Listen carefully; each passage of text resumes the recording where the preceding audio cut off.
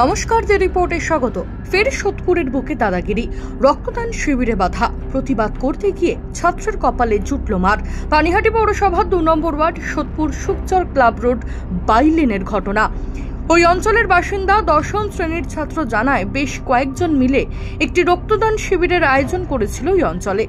এই অনুষ্ঠান করা যাবে না এই মর্মে রক্তদান শিবির বন্ধ করে দেওয়ার জন্য একাধিকবার হুমকি দেওয়ার অভিযোগ ওঠে ওই এলাকারই বাসিন্দা সুজয় ও তার অনুগামীদের বিরুদ্ধে। ঘটনার প্রতিবাদ করলে প্রতিবাদী ছাত্রের পরিবারের ওপর চড়াও হয় সুজয় ও তার অনুগামীরা। অবশ্যই সেই ছবি আপনাদের দেখাবো, তবে তাদের অসংলগ্ন কথোপকথনের জন্য সেই অডিও শোনানো থেকে বিরত থাকলাম আমরা। দেখুন সেই ভিডিও।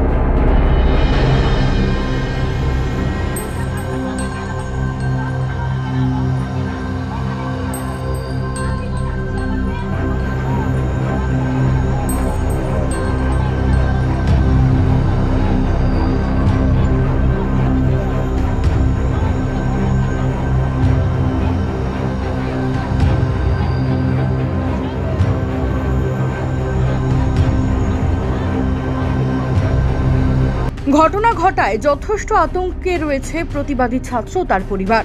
শুনবো তাদের অভিযোগ। পাড়া দাদারা বলেছে যে না, রক্তদান শিবির এখানে করা হবে না। আমি জানি না যে বিষয়টা কেন। আমাদের একদিনকার কথা বলার পর কাউন্সিলরদের আমরা খোঁজ খবর নিয়েছি। এই ব্যাপারটা অনেক ওকে আছে, আমরা সামাজিক কাজ করছি।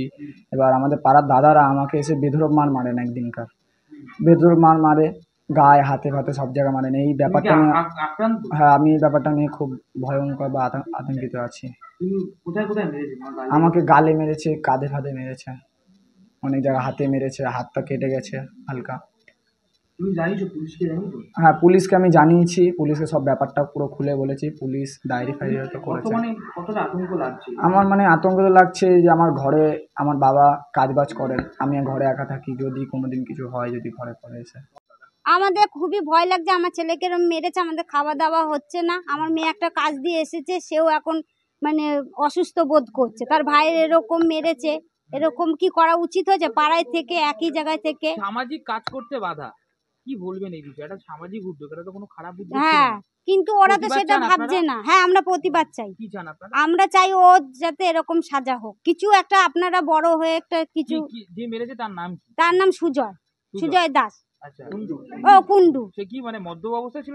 না, সুস্থ অবস্থায় ছিল। এর আগে পুজোর সময় একজনের সাথে হয়েছে, সেটা বলেছে সে মদ খেয়ে করেছে, তাই জন্য। কিন্তু এখন তো যে করেছে সে তো একদম ভালো, একদম সুস্থ সবলই ছিল। ইতিমধ্যেই খড়দহ থানায় অভিযোগ দায়ের করেছে আক্রান্তের পরিবার। তদন্তে নেমেছে পুলিশ। রাজা দে, দ্য রিপোর্ট, সোদপুর। সমস্ত খবরের আপডেট পেতে লাইক করে সাবস্ক্রাইব করুন দ্য রিপোর্ট চ্যানেলটি। সেই সঙ্গে বেল বাটন প্রেস করতে ভুলবেন না। আপনাদের একটা সাবস্ক্রিপশন আমাদের জন্য অত্যন্ত মূল্যবান। একই সঙ্গে ফলো করুন আমাদের হোয়াটসঅ্যাপ চ্যানেলটিও। জয় হিন্দ।